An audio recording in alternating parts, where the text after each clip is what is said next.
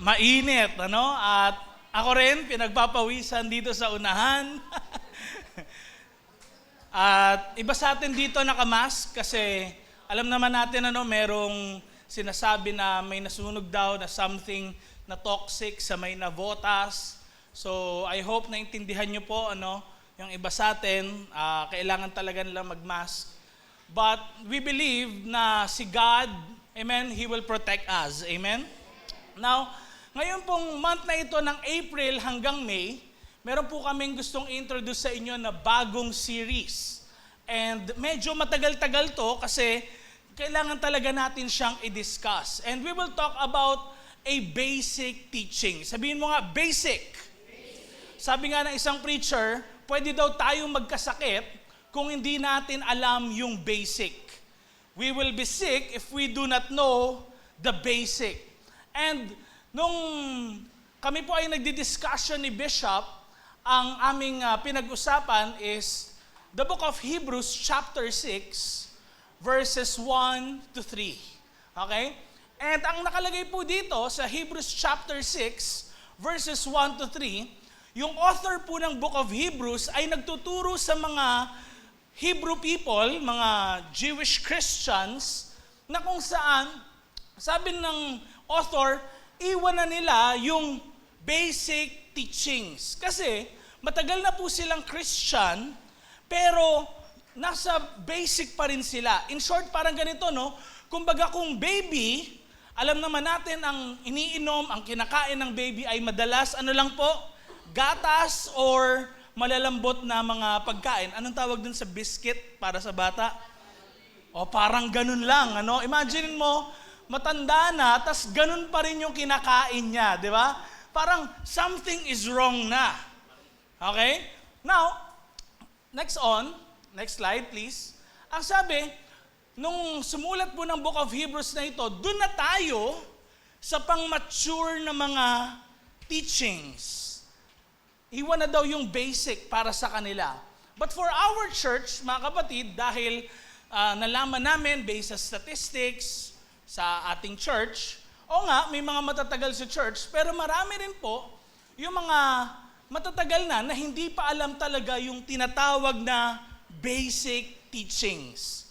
And gusto natin mag-grow ang bawat isa sa atin. Amen? Kasi hindi pwede tayo mag-move on unless na ituro natin yung basic. Muli, sabihin nga natin, basic. Next slide, please. And later on, makikita natin dito sa Hebrews chapter 6, verses 1 to 3, ay ganito po. Ang sabi, kaya nga, iwan na natin yung mga basic teachings at dun na tayo sa pang-mature na mga teachings. Huwag na nating ulit-ulitin yung mga unang lessons tungkol sa marami mga nilista po doon, And pagdating ng verse 2, doon sa huling part, ang sabi daw po doon, isa sa mga basic teachings tsaka unang lessons ay ito po, naka-bold, italicized, and underline. Ano yon? Sa tatanggaping judgment na pangwalang hanggan. So, isa sa mga basic teachings pala ay yung tinatawag na sa English, ito na yung series natin, it's all about eternal judgments. Now, pwedeng iba sa inyo natakot, Muli, nasa na yung yung yan, di ba? Yung mga ganyan, Eternal judgments. Okay na. Ayan. Hindi sinabayan sayang. Okay? But, eternal judgments. So, pwedeng gusto na agad natin mag-forward, iba naman yung ituro ni na pastor, ni na bishop. But this time, kailangan palang ituro kasi, tandaan niyo po, nakalagay siya sa basic teachings bago tayo mag-move forward. And kaya natin ituturo ngayon, next slide, dahil sabi po sa verse 3, sabay-sabay nga natin basahin, tuloy lang tayo sa pag-mature. Gusto ni God, hindi ka manatiling bata pagdating sa spiritual mong buhay. When you learn things about God, hindi pwedeng hanggang dito lang. Kailangan nagpa-progress yung iyong kaalaman tungkol sa Diyos. Sino dito ang gustong malaman pa more about God? Amen? So lahat tayo ganoon. Walang masasabi dito dapat na ang tagal ko na sa church, kundi lahat talaga tayo nagpa-progress sa ating mga spiritual life. At ganoon din sa knowledge about God's Word. And we will talk about today about the realities of judgment. Muli, sa Tagalog, ito po yung katotohanan ng paghuhukom ng Diyos. May tatlong bagay tayong pag-uusapan tungkol sa paghuhukom ng Diyos, pero ito po yung katotohanan na dapat malaman ng lahat ng tao. Either Christian ka man or hindi, wala kang alam pagdating sa Christianity, or parang sumasama ka lang sa church. Regardless kung Christian ka o hindi, next slide please, we will all be judged. Nuulit ko po, we will all be judged. Kahit anong age ka pa, bata ka man o matanda, matagal ka mang Christian or bago-bago pa lang, kahit din anong age mo, kahit din anong status mo, pastor ka man or attendee ng church, mayaman ka man or mahirap, ano man yung position mo, lahat tayo ay i-judge ng ating Panginoong Diyos. And isa po ito, no? Sa sinasabi natin that sometimes, next slide, pwede daw hindi natin to pansinin ngayon, ayaw natin siya pag-usapan, pero hindi natin to matatakasan. Sabi mo sa katabi mo, hindi natin matatakasan. Come on, sabihin mo, hindi mo matatakasan to. So some of us ngayon, pwedeng parang ini-ignore lang natin, ayaw natin siya pag-usapan, because the first reality of talking about judgments is this. Akala natin optional yung judgment ng Diyos. Ano ibig sabihin ng optional?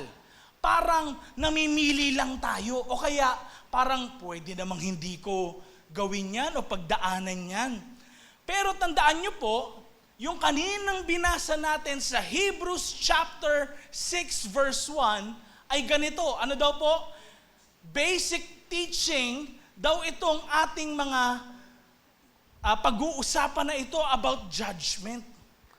Muli, anong word yon? Letter B? Basic. Amen? So, kung basic teaching ito, kailangan mag-iba ngayon yung perspective natin. Teka, pastor, bakit nga ba judgment yung pinag-uusapan natin? Hindi po ba advanced topic yan? O kaya bihirang pag-usapan sa church? Tandaan niyo po, ang sabi ng sumulat ng Book of Hebrews, ito daw ay basic.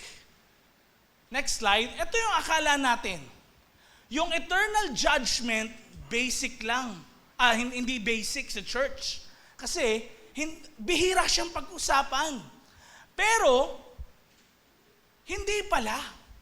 Sorry, baliktad ako. Akala natin advanced topic yung eternal judgment, pero basic lang pala siya. Kailangan ng isang Christian, kung sinasabi mong ikaw ay Kristiyano talagang tumanggap kay Jesus as your Lord and personal Savior, kailangan alam mo yung tungkol sa eternal judgment ng Panginoon. Bakit? Kasi, kung ang Panginoon ay ang great judge natin, ibig sabihin, ang mga gumagawa ng mabuti ay papaboran ng Diyos. At ang gumagawa ng masama ay mapaparusahan. Meron ngayong meaning ang buhay natin kapag alam natin na merong eternal judgment si God. Ano yun? Kung anong ginagawa natin dito sa lupa, sobrang importante nito. Hindi ka basta-basta kikilos ng bara-bara lang. Kasi alam mong pwedeng merong kaparusahan yung gagawin mo kung ito ay masama. At meron ding reward kung ito ay mabuti. Alam niyo po, marami sa atin, pagdating dito sa judgments, no? Hindi naman problema sa atin na hindi natin alam yung tungkol sa judgments. But most of the problem na na-encounter is kaya hindi na papag-usapan sa church, ayaw nating alamin yung tungkol sa judgment. Pero tandaan niyo po, sa binasa natin kanina, at gusto ko pong pakita sa inyo yung verse kanina from verse 1 hanggang verse 3, sabi daw ito daw yung unang lessons. No? Tingnan niyo po, yung mga unang lessons, sabi pagtalikod sa mga walang kwentang gawa. Or in short, ito yung tinatawag na repentance. Na basic na kailangan ng alam ng isang Kristiyano. Na kung saan ang isang Kristiyano, yung pagsisisi sa kasalanan, hindi ito pag-iyak. No? Hindi ito yung parang humingi ka lang ng sorry, yun na kagad. Na parang nagsisi ka na sa kasalanan mo, nag-sorry na ako, okay na yun, tapos gawa ulit ng kasalanan. Hindi po. Ang repentance is pagbabago ng isipan ng tao. Or in the Greek word, actually metanoia. Sabihin mo nga, metanoia. And it means 180 degrees na pagbabago ng isipan mo. Ang isang Christian, he is a new creation, the Bible says. Ibig sabihin, meron talagang shift na mangyayari sa buhay mo. Yung dati mong ginagawa, hindi mo na gagawin ngayon. Yung mga ginagawa mo rin dati, may hindi ka na gagawin ngayon. Then, sabi rin dito, another basic lesson daw, yung tungkol sa paniniwala sa Diyos. Ano yun? It's about faith o pananampalataya natin sa ating Panginoong Diyos. Sino dito ang nananampalataya sa Panginoong Diyos? Sino dito ang naniniwala na merong creator of the heavens and earth? Na siya ay hindi basta aksidente lang. Na ang buhay na meron tayo galing sa nagbibigay ng buhay, hindi galing sa patay. We actually believe logically. If some people, hindi sila naniniwala na ang buhay, magkakaroon lang ng buhay, galing sa patay, parang napaka-imposible yun talaga, no? Pero kaya nagkaroon ng buhay ang tao, ang mga animals, ang anumang living being dito sa mundo, dahil bakit? Meron kasing creator na nagbibigay ng buhay. Kaya kahit, tignan niyo po, sa observational science, thousands of years ang nakakalipas, pero meron bang bato na naging layon? Wala. May bato ba na naging ibon? Wala. May bato ba na naging hayop? Wala. Kasi non-life cannot produce life. Amen? So, we believe that the Creator God, siya yung Diyos na nagbibigay ng buhay. At siya yung Diyos na pinapaniwalaan ng bawat isa sa atin. Next, after repentance, faith, meron din tungkol sa baptism. Ano yun? Yung paglubog sa tubig, symbolizing na ikaw talaga ay sumusunod kay God, laying on of hands, yung nagpapapray ka. Ano pa? Resurrection, darating ang time, pagdating ni Jesus ulit, lahat tayo ay bubuhayin, pati yung mga patay nung unang panahon, na hindi ang pagkamatay ng isang tao, yun na yung katapusan, merong pag-asa kay Jesus. And tingnan nyo, no, mga basic teachings yon, pero sa dulo, anong nakalagay? Sa tatanggaping judgment na pangwalang hanggan. Or ito yung series natin, ano nga po ulit? Eternal Judgments. So in short, next slide, hindi siya deep theology na parang malalim na turo ng church. Hindi po. Isa siyang foundational teaching. Kumbaga, sa pundasyon, nung tayo ay elementary, bago mo malaman nung ikaw ay college, nung ikaw ay senior high, yung tungkol sa geometry, next slide please, yung tungkol sa calculus, bago mo malaman yung mga pagsosolve ng mga talagang mahihirap na problem, anong munang alam mo nung grade 1? Anong tinuro ng teacher? Addition, subtraction, multiplication, and division. So, ang basic is foundational. Pag hindi mo alam yon, hindi ka po pwedeng mag-next step agad. Naintindihan natin? Naintindihan natin? So, eto palang judgment, hindi po pwedeng sasabihin natin, next step na kaagad ako. Doon ako sa more teachings na parang malalim. Hindi po. Kasi yung judgment, it's a teaching na kailangan malaman ng bawat isa sa atin. Sabi mo sa katabi mo, kailangan malaman mo yun. Kaya makinig ka. Sabi mo sa katabi mo, huwag kang matutulog. Now, even in everyday life, mga kapatid, foundations determine everything. Hindi po ito optional na parang ikaw yung masusunod. Kasi important yung foundation kahit isa kang Christian. And nagbabrowse ako nito, ano yung mga foundations ng mga bahay ngayon na hindi okay. And na-encounter ko po yung picture na ito. Nakita nyo? Anong foundation ng bahay niya? Gulong. What if meron kaya nagsilab dyan ng apoy, no? E di nasunog yung foundation ng bahay niya, tapos gumuho lahat yan. What if, butas yung tire ko, kumuha dyan. No? Siguro malalaglag lahat yan, ano? So just imagine, kung yung foundation natin hindi ayos.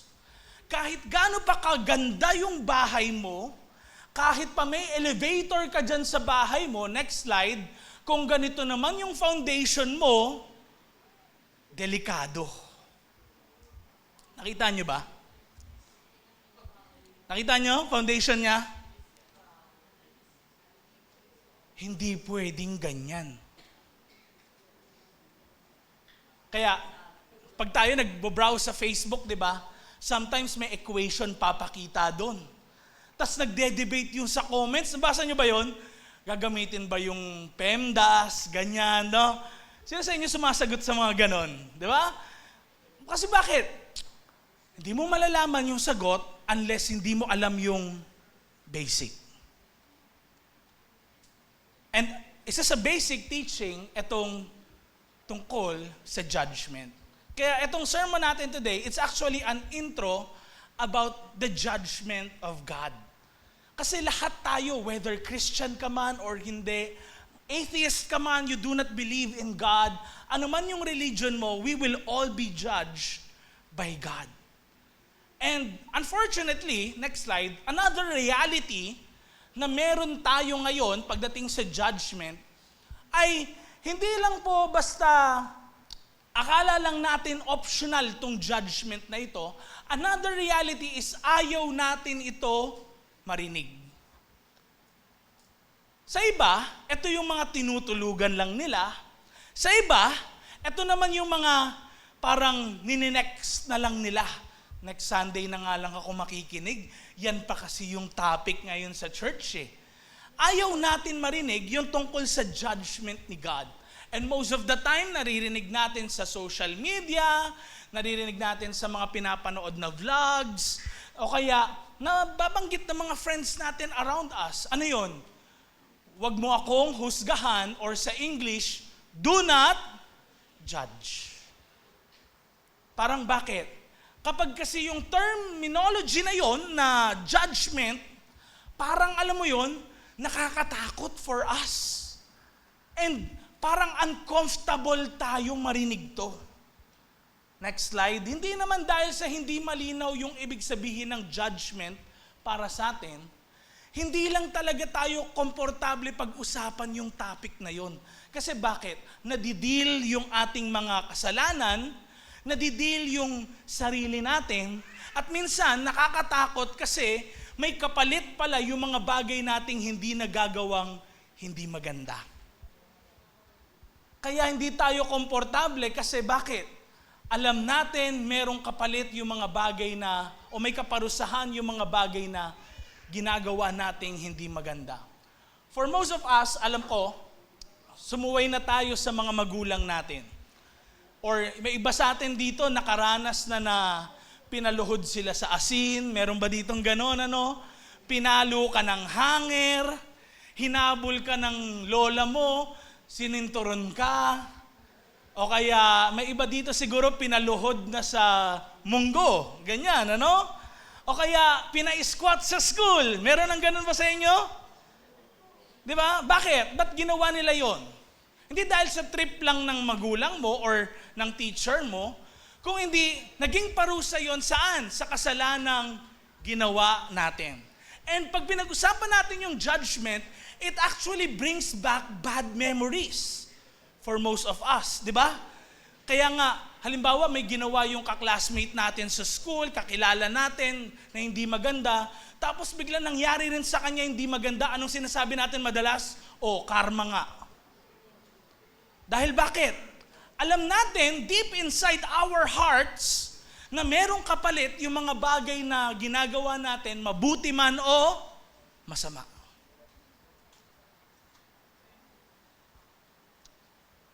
Amen? Are you here with me?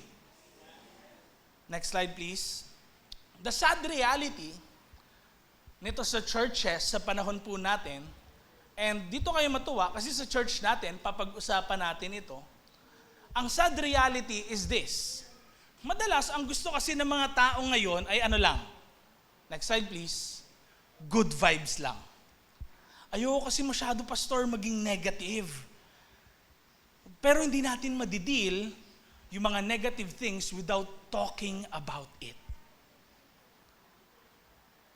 Good vibes lang, pastor. Huwag na natin pag-usapan pa yung mga kasalanang nagawa ko o kaya yung mga ibang bagay na di maganda sa buhay ko. Hindi, kasi kailangan natin pag-usapan because the Bible says it is basic. One more time, say it with me. Basic. Next slide, please. Ayaw din natin ng correction. Ayaw natin ng accountability. Dahil dito natin nakikita na parang unfair lagi sa atin. And alam natin na yung ganito, no? Yung judgment concept natin sa panahon ngayon, actually, parang negative. Dahil bakit? Ba't ako pinarusahan mo, yung kapatid ko hindi? Di ba? Ba't ako unfair yung treatment mo sa akin, sila pwede? O kaya, sila na nga may kasalanan, sila pa nakakalusot. And sometimes, imbis na makita natin yung sins natin, na kailangan i-correct natin yung attitude natin, correct natin yung buhay natin, ang nakikita natin is yung unjust na pagtrato ng ibang tao sa atin. Especially sa government na meron tayo, sa kapanahunan natin. Ang hirap, di ba, makuha yung hustisya sa kapanahunan din ngayon? Dahil bakit? Maraming connections ang mga tao. And meron nga akong nabasa eh.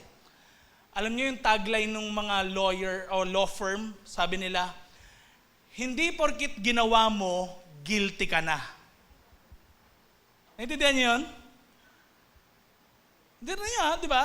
Parang, okay, hindi porkit ginawa mo, guilty ka na. Parang, ngayon nagkaroon ng excuse yung sin for some people. And ngayon, nawawalan tayo ng accountability because we don't want to be corrected dahil hindi naman okay talaga yung justice sa mundong ginagalawan natin. And another sad reality is, ang mga tao daw ngayon, they prefer yung motivation over conviction. Parang gusto nila pag sinabing blessing, katulad ng ginawa ni Bishop last week, sino dito mga tumalon, di ba? Yung, yes, ako yun. Maganda naman yun. Pero kung yun yung mas prefer mo, kesa sa pagdideal ni God sa sin mo, pagdideal ni God sa hindi magagandang area ng life mo, yun na yung another reality na nakakalungkot. But we need to talk about this because this is basic. Sabihin mo nga ulit yung word na yon. Basic. Tingnan niyo po ang sabi ng Psalm chapter 96 verse 13. Ang sabi, haharap sila. The context po, lahat ng creation ni God. Okay? Haharap sila kay Lord pagdating niya. Dadating siya para maghari sa mundo. Magja-judge siya sa mga tao ng patas at may katarungan. Sa panahon natin, kaya yung iba, ayaw nila pag-usapan yung judgment dahil na-feel nila na yung judgment ng mga tao sa paligid nila ay hindi patas. But ang sabi ng Psalm chapter 96 verse 13, hindi, ang Diyos, iba siya sa tao. In short, next slide, hindi natin pwedeng suhulan ang Diyos. Walang favoritism si God. Ano ibig sabihin nun pag hindi siya pwedeng suhulan? O kaya, Lord, di ba lagi ako nagpe-pray sa'yo? Di ba close tayo, God? Baka naman, pwede mo kong, alam mo na, hindi mo na pansinin yung iba kong ginawa. Kasi, nagpe-pray naman ako sa'yo eh. O kaya, God, sa'yo na lahat ng pera ko, sige, bibigay ko na. Hindi mo pwedeng suhulan si God. Amen? Amen? Ibig sabihin nito, mapagkakatiwalaan mo ngayon yung judgment niya. Again, sabi dun sa verse na binasa natin, balikan lang natin, ano daw? Magja-judge siya sa mga tao ng patas at may katarungan. Patas. Kaya tignan nyo ang sabi ng Deuteronomy chapter 10 verse 17. Pwede bang sabay-sabay natin ito basahin? 1, 2, 3, go. Si Lord na inyong Diyos ay Diyos na mga Diyos, Panginoon ng mga Panginoon, makapangyarihan, malakas, at Diyos na dapat katakutan. Lagi siyang patas sa mga tao at di nasusuhulan. So take note, tignan nyo hindi niya sinabing, lagi siyang patas sa ibang mga bansa, tapos meron lang siyang bansa na doon lang siya hindi patas. For most of us, while reading the Bible, akala natin, parang si God, ang favorite lang niya sa buong mundo, yung bansang Israel. Di ba? Kasi bakit? Chosen nation. Pero hindi natin naintindihan bakit sila chosen. Naging chosen lang sila dahil sa kanila lalabas yung Messiah. Sa kanila lalabas si Jesus Christ. Pero hindi ibig sabihin nun, ay, may kasalanan kayong ganito. Sige, hindi ko na, may bias naman tayo eh. Diyan si Jesus Christ papanganak eh. Hindi, walang ganun. Tandaan niyo po, walang ganun. For God, din niya sabi, lagi siyang patas. Sinabi niya to saan? Sa mga tao, the chosen people, Israel, na ang feeling nila, parang sila lang yung favorite ni God. And pag binasa nyo ngayon, the prophet Amos, in Amos chapter 9 verse 7, tinan nyo, sabay-sabay natin basahin to. Ang ganda na sinabi nito. Tinan nyo sinasabi ni Lord, sabayan nyo sa pagbasa, o mga taga-Israel, di ba kagaya lang kayo ng mga taga-Ethiopia?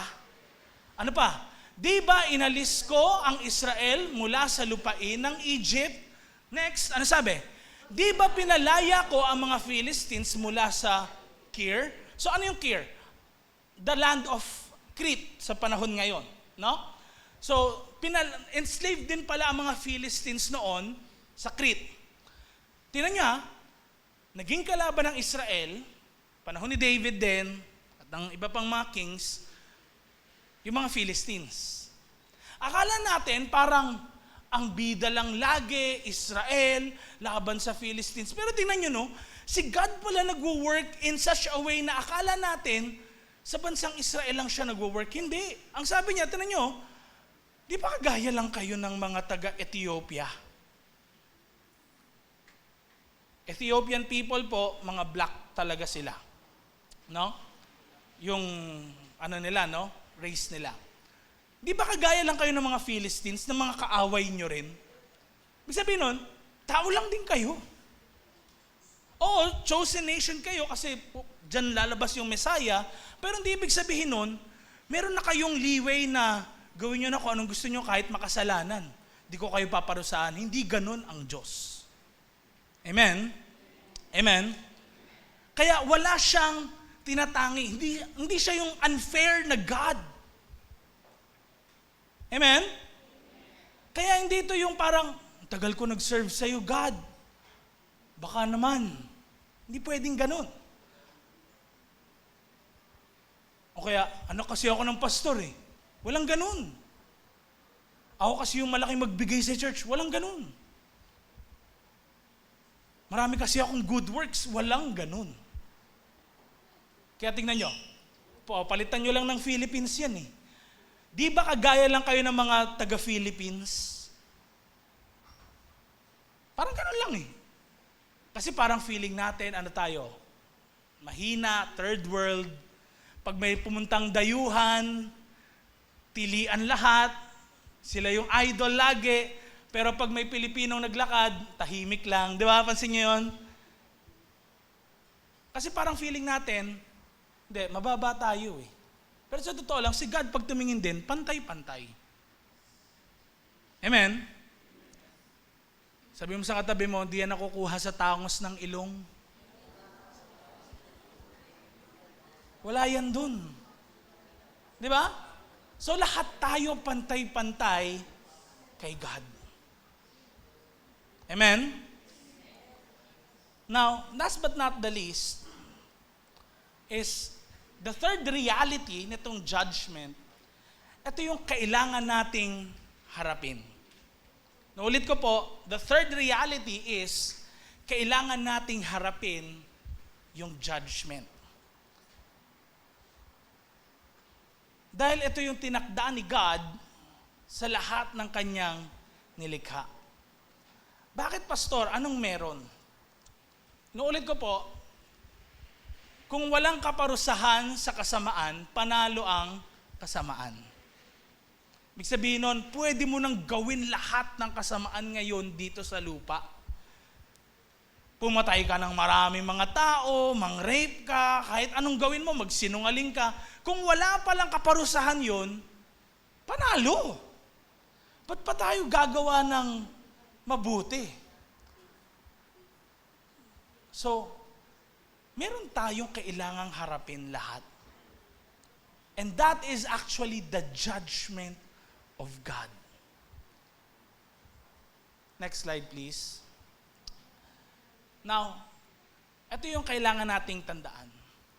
Ang eternal judgment ni God, nagbibigay sa atin ng urgency. Nagbibigay sa atin ng alertness kung paano tayo mamuhay ngayon. Dahil alam mo ngayon na si God pala magja-judge sa lahat ng ginagawa mo, whether yan ay hayag, lihim, gaano mang kadami or kakonte, dito ngayon nakabase kung paano ka mamumuhay. Because now that you know na i-judge tayo lahat ni God,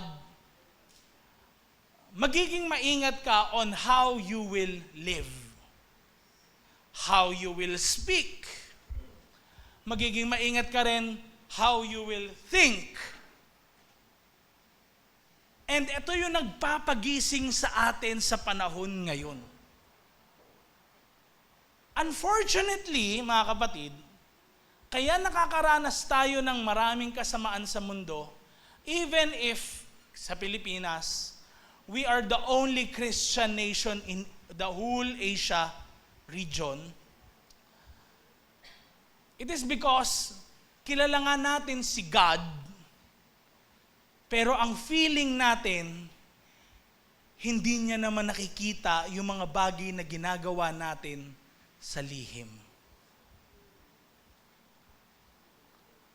Okay lang mandaya ng kapwa dahil hindi naman nakikita ng iba.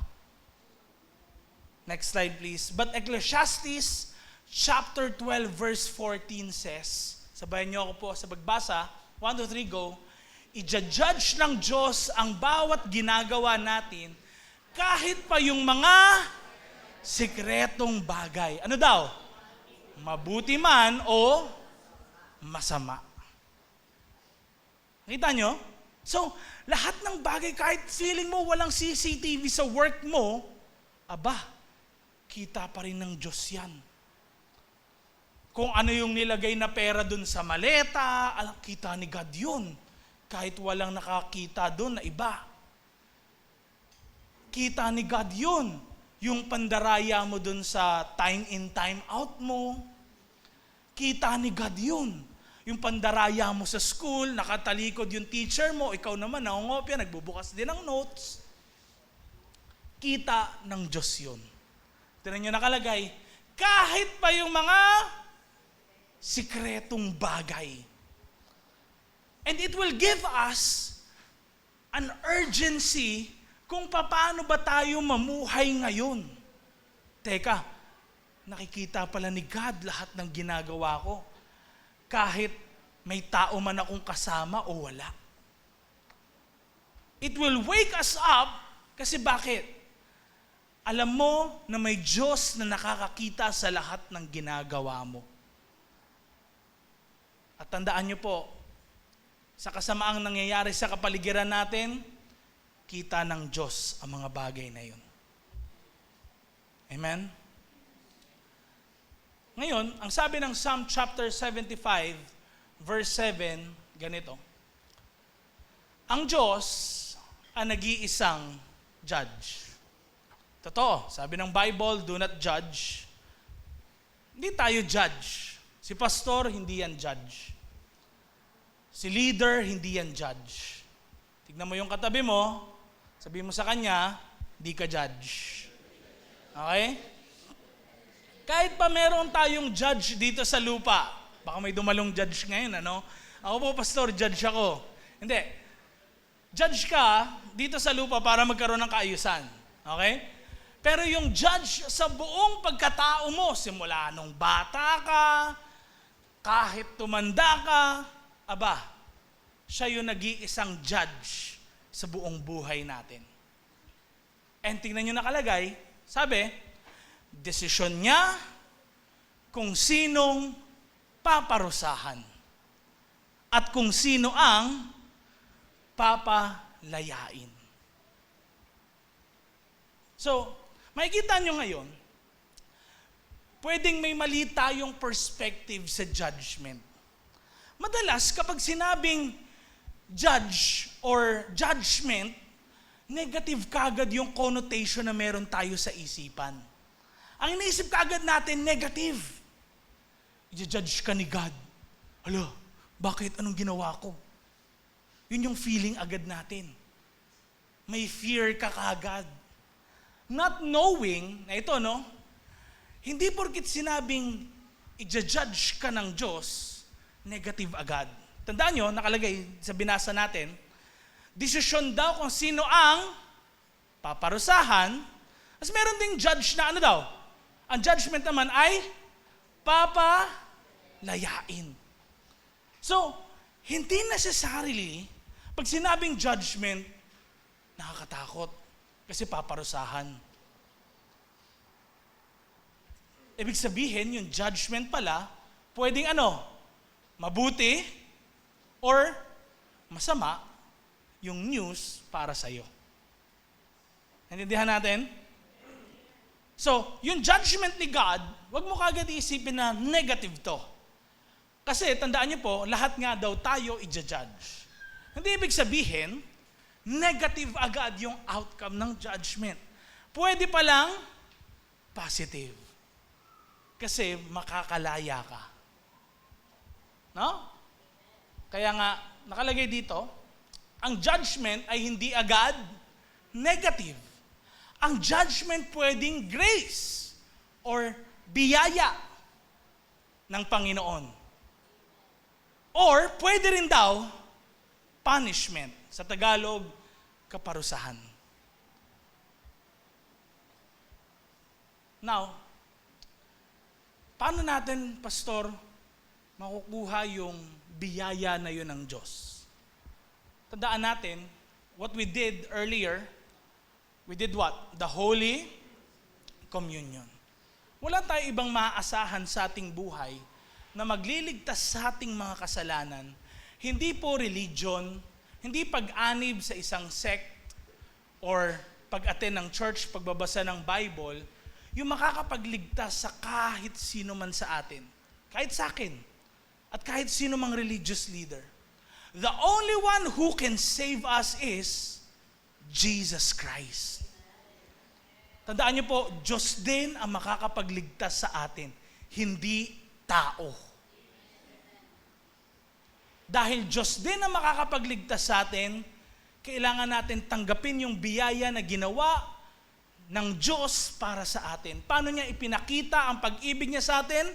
When God gave His only Son, Jesus Christ. Ang Diyos ngayon, nagkatawang tao. That is why si Jesus ay pinanganak through the Virgin Mary. At nalaman natin, itong mga nagdaang linggo, mahal na araw. Dahil bakit?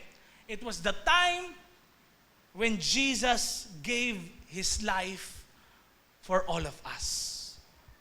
Hindi trip ni Jesus na mamatay sa krus ng Kalbaryo dahil wala siyang magawa. Binigay niya yung buhay niya para sa iyo at sa akin para tayo ay mapatawad sa mga kasalanan natin. Siyempre, kung regalo yun ng Panginoon sa bawat isa sa atin, He is the gift of God. Ang regalo ay ano? Tinatanggap. Amen? Kailangan tanggapin natin yung gift na yun ng Diyos sa buhay ng bawat isa sa atin. Kailangan tanggapin natin si Jesus Christ dahil siya lang yung makapagliligtas sa iyo at sa akin. Hindi ka maliligtas ng good works mo. Dahil alam mo yan, kapatid.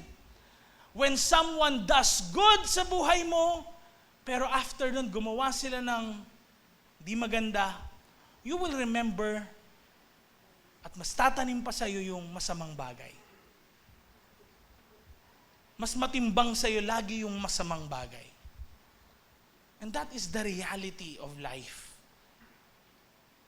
Kahit anong mabuting ginawa natin, sabi nga nila, lagi yung masama, yung matatandaan ng mga tao sa atin. So anong kapatawaran yung, sinong magko-quench, magtatanggal ng wrath ni God? Siya din. He gave His one and only Son, Jesus Christ, para sa iyo at sa akin. Sabi mo sa katabi mo, ganun ka kamahal ng Diyos. Amen?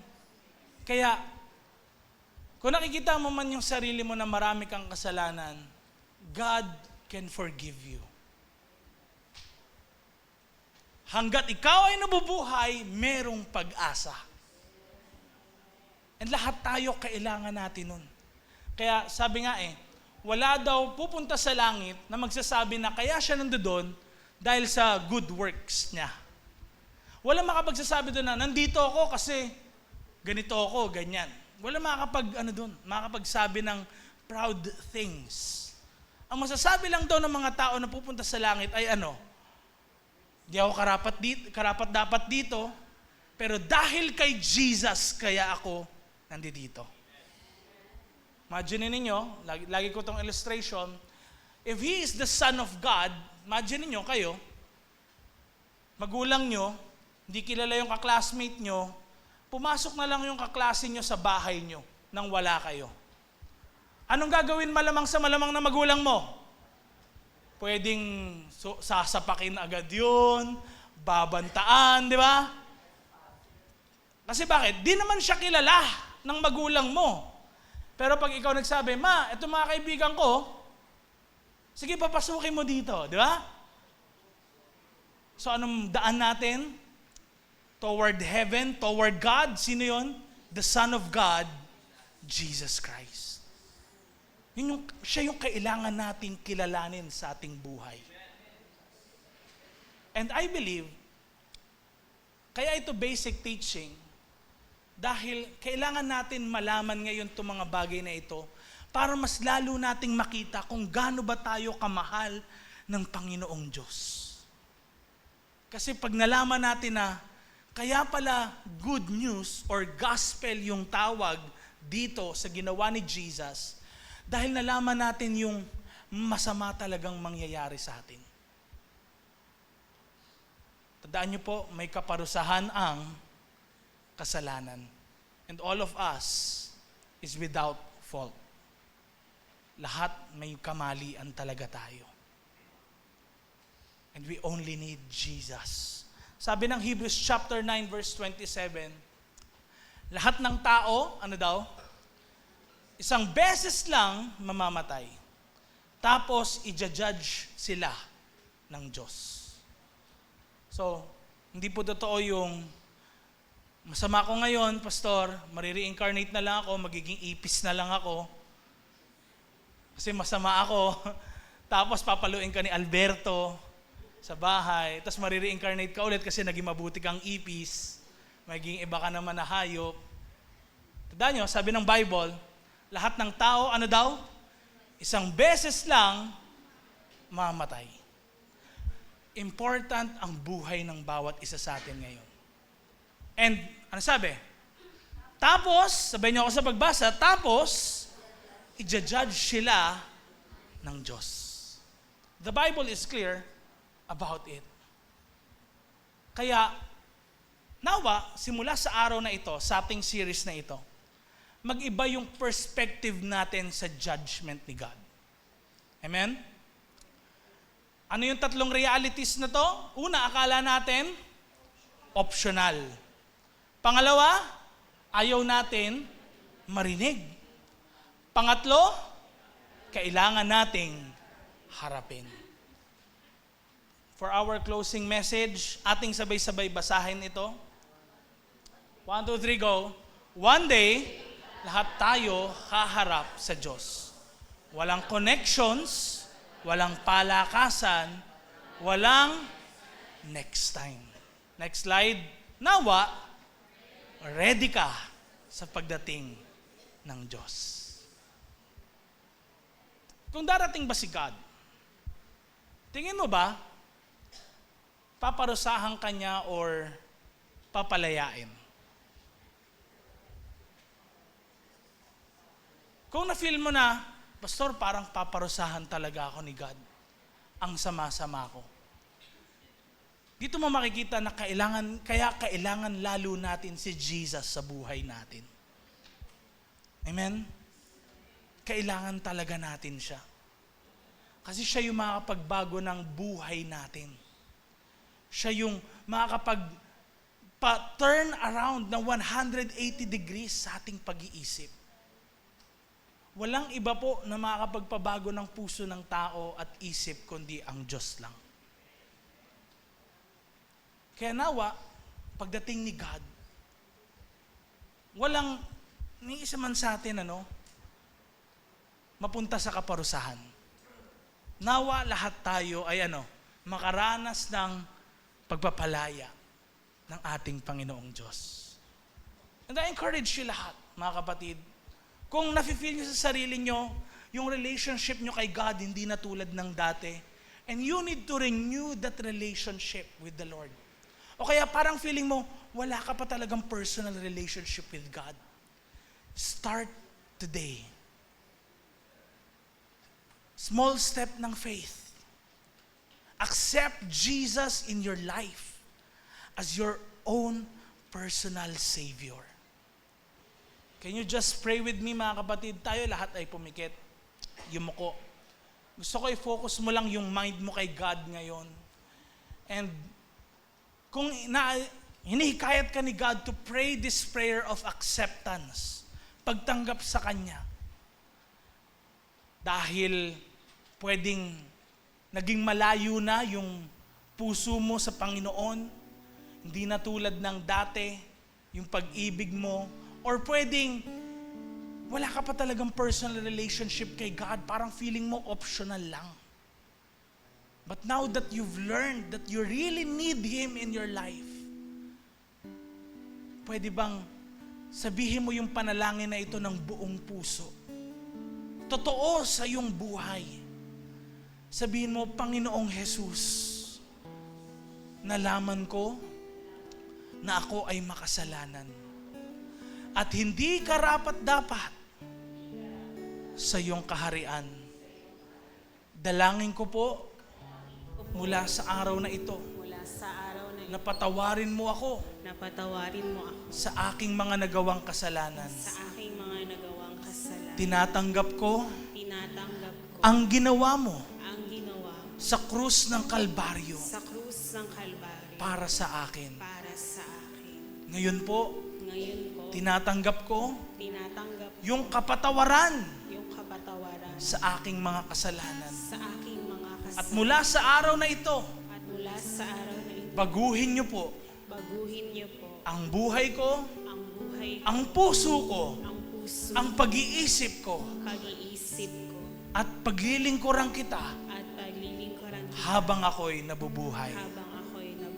Amen and amen. Can you just raise up your hands, mga kapatid, sa hapong ito? I just want to pray for you. Lord, nakikita niyo po yung mga nakataas na kamay ng aming mga kapatid ngayon.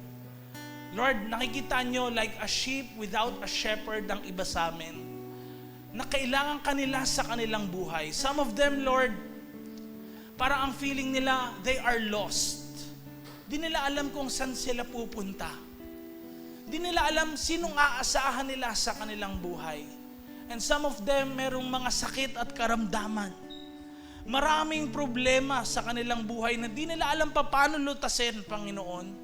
Dumating sila sa church na parang empty yung puso nila, walang laman. O kaya parang uhaw na uhaw sila na gusto nilang merong makapag-fulfill or fill ng hearts nila, Lord. But right now, Lord, as they hear your word, I pray, in the name of Jesus Christ of Nazareth, tanggapin nila yung healing na nagmumula sa iyo now in Jesus' name. At anumang gawa ng kaaway na dyablo ay di makapagtagumpay sa kanilang mga buhay. Anumang mga curses o sumpa sa kanila, we cut them now in Jesus' name. At maghari ang kapayapaan ng Panginoon sa kanilang mga buhay. Any anxieties, worries, fears, doubts, and anumang depression na kanilang nararanasan, Lord, we believe that you are the God na nagbibigay ng kapayapaan. Kayo ang Diyos na nagbibigay ng magandang pagtulog. Lord, right now, we claim your power in their lives. At marami sa kanila, Panginoon, di na po, yung pag-ibig nila sa inyo, di na katulad ng dati. Lord, thank you for right now, you are restoring that first love, fire, sa kanilang mga buhay. In Jesus' name. At Lord, dalangin namin mula sa araw na ito, sa kanilang narinig na ito, magkaroon ng pagbabago sa kanilang mga buhay. Magkaroon ng impact ang word nyo, because the Bible says, your word, Lord, will not become fruitless. Dalangin namin, pag alis nila sa lugar na ito, may mangyari sa labas. At Lord, kayo po mag-ingat ng iyong salita sa kanilang mga buhay. Marinig po namin nawa ang mga testimonies ng ginagawa niyong dakilang himala sa kanilang mga buhay. In Jesus' name. Lahat tayo magsabi daw. Amen and amen. Come on, can we give